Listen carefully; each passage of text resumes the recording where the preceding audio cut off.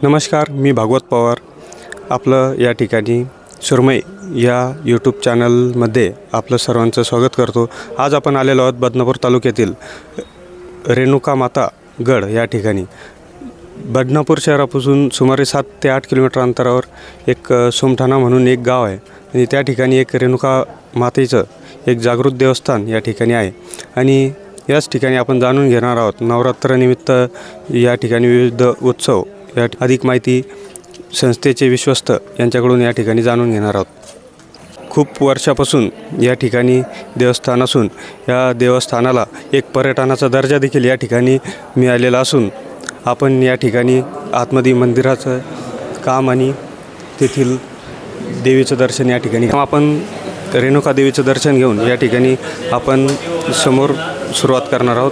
या ठिकाणी आपल्यासोबत देवस्थानचे पुजारी या ठिकाणी आहे. आपण त्यांच्याकडून जाणून घेऊ की आता नवरात्रोत्सव सोहळा सुरू होणार आहे, त्यानिमित्त तुमचं पुढील 9 दिवसाचं नियोजन आणि या ठिकाणी वेगवेगळे तुमचे कार्यक्रम राहील ते तुमचं काय या ठिकाणी नियोजन आहे हे आम्हाला थोडक्यात सांगा. नमस्कार, मी राधाकृष्ण दिगंबर जोशी, ग्रामपुरोहित सोमठाणा देवीचे ग्राम जोशी.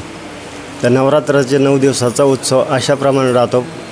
पहिल्या प्रतिपदेला घटस्थापना होती, त्याच्यानंतर आरती होती, दुपारी नैवेद्य आरती राहते, संध्याकाळी आरती राहते. 9 दिवस कीर्तन राहतात. त्याच्यानंतर अष्टमीला होम केला जातो. होम, हवन, सप्तशती पाठ हे नित्यनियमानं चालू असतं. आणि नवमीला बलिदान राहतं, नवमीला उपास सुटतात. त्याच्यानंतर त्याच दिवशी महाप्रसादाचा कार्यक्रम इथं असतो. अशा प्रकारे हे कार्यक्रम चालू राहतात. त्याच्यानंतर इथं काय आहे, खाली जे तळं आहे ते मातृतीर्थ आहे.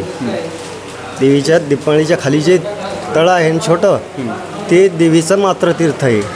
तर देवी तिथं पहिले स्नानाला जात होती आणि तिथून मग इकडं आतमध्ये प्रवेश होत होता. या ठिकाणी आपण बघतो 9 दिवस भाविकांची मोठी गर्दी या ठिकाणी आपल्याला पाहायला मिळते. आणि त्या गर्दीचं नियोजन तुम्ही कशा प्रकारे या ठिकाणी करता? नियोजन हे स्वयंसेवकामार्फत नियोजन केलं जात असतं. स्वयंसेवक इथं असतात, त्याच्यामार्फत पब्लिकला हे करण्याचा कार्यक्रम चालू राहत असतो.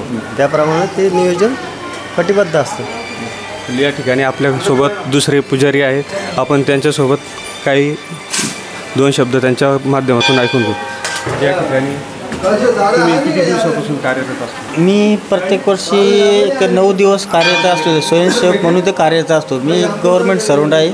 माझं नाव डॉक्टर अनिल बबनराव दाभाडे, पशुसंवर्धन विभाग बदनापूर, जालना. मी प्रत्येक वर्षी 9 दिवस स्वतः एक सेवा म्हणून एक या संस्थानला या देवीच्या भक्त म्हणून मी सेवा करत असतो. धन्यवाद.